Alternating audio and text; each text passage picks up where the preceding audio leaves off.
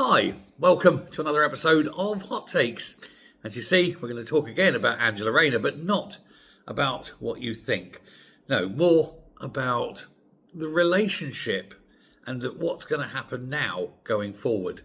But before we do, I just want to point out that this video is my one of the day that is sponsored by Surfshark. More of them later in the video. Now, among those closest to Rayner, there seems to be very genuine anger. They're admitting that she made the mistake that ultimately cost her job, but they're saying that too much was made of it, and that ultimately she simply went around doing something the wrong way rather than deliberately trying to evade tax. But she says, or she's insisting, they are saying that she's insisting that she's the victim of a stitch-up. That the likes of Morgan McSweeney, Keir Starmer, a few others, basically forming a little cabal to get rid of her. And that cabal has been active more or less from day one, but has been particularly active in the last 4 to 6 weeks. It's been Operation Get Rayner. The thing is, they may well have won this battle, but I think they're going to lose the war. This whole debacle is an existential problem for Labour. Even now, there's a lot of people with shall we say, a fondness for Rayner within the party, and they see that what's happened here is completely a stitch-up. He's lost a lot of friends, has Starmer, put it that way. He's lost a lot of goodwill. And if you look at the reshuffle that he's just done, he's effectively thrown every single leftist out of the cabinet. And he's filled the cabinet with his little coterie of lickspittles, obsequious sycophants, his arse-kissers, his little fondle group where they can all pretend that everything in the garden is rosy.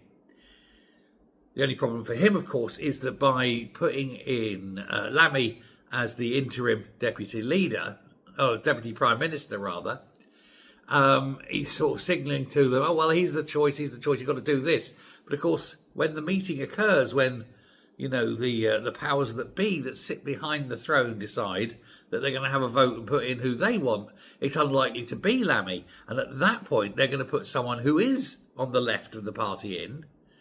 And by doing so, they're going to undermine Starmer's authority even more.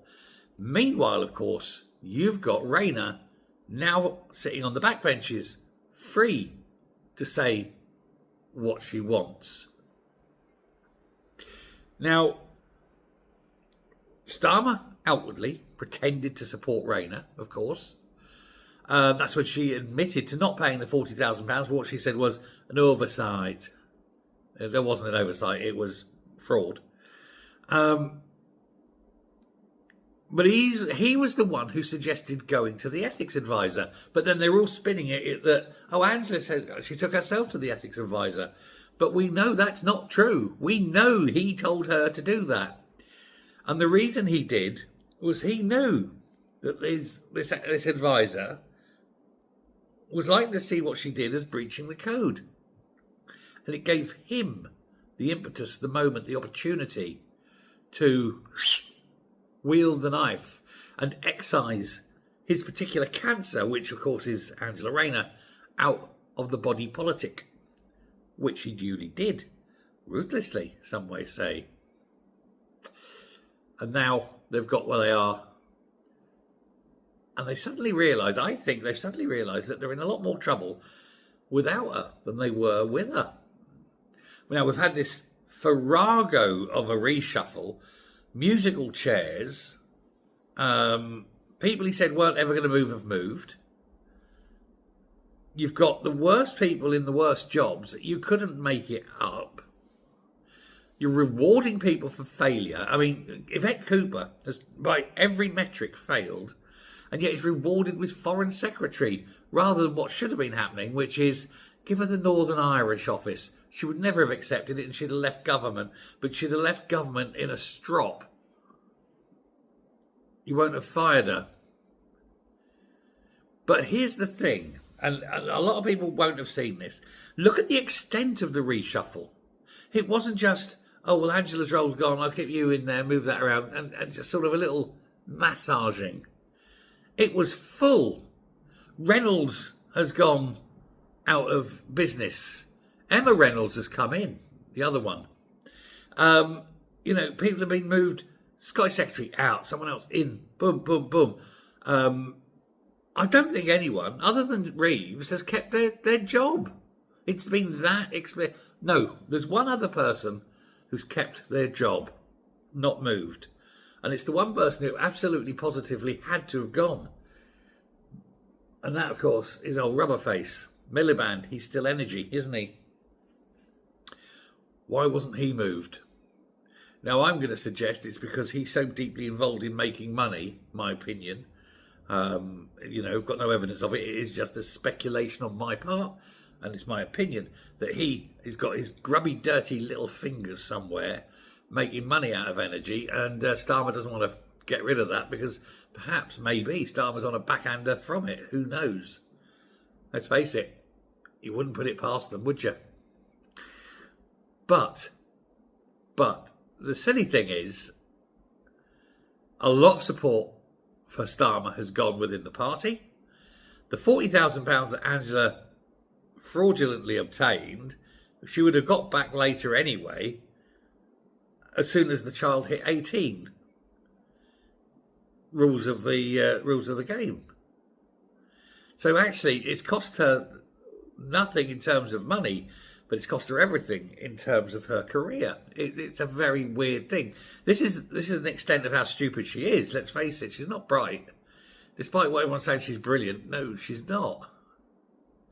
Now, of course, there is the other thing that she was the only person on the left capable of taking on leader of the party after Starmer. Andy Burnham, of course, isn't an MP, so can't actually do it at the moment.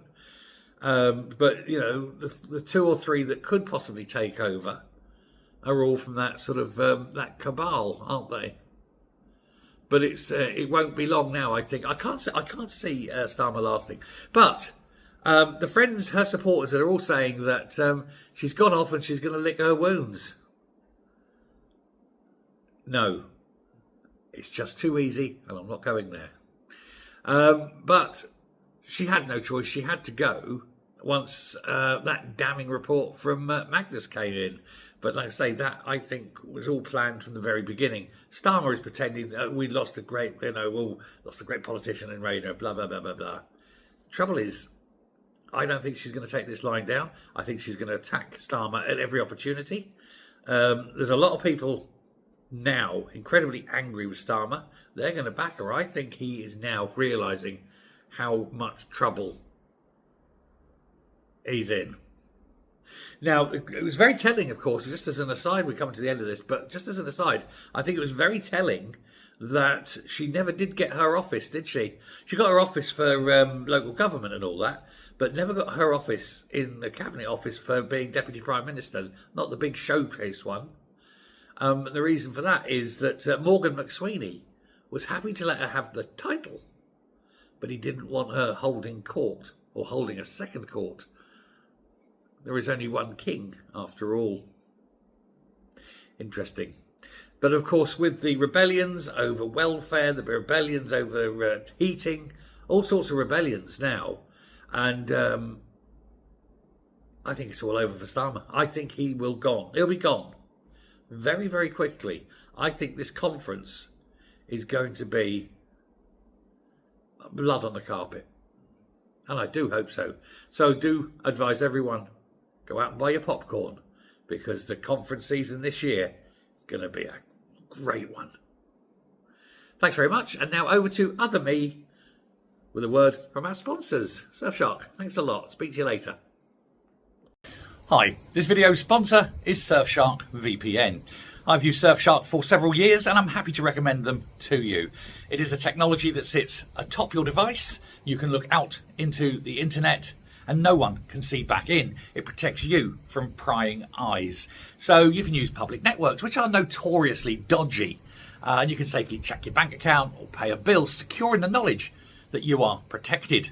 It also allows you to geolocate. So if you want to watch streaming services from another country or from your home country if you're abroad, just a simple push of the button and you are digitally transferred to one of 100 countries where with 3,200 different servers you can watch your favourite shows. And the other thing for me is when you search within the EU or Britain, there are censored results. You see this at the bottom of the search page saying EU laws have hidden certain things. But just switch to the US and all those results are instantly available. Good.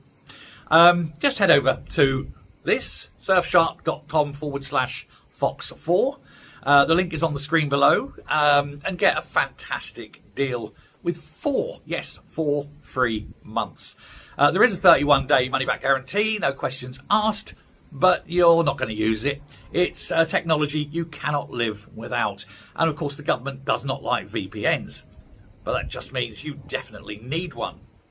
Remember, down there, surfshark.com/Fox4, put Fox4 in at the code on the checkout, and you will have no regrets at all. So thanks and goodbye.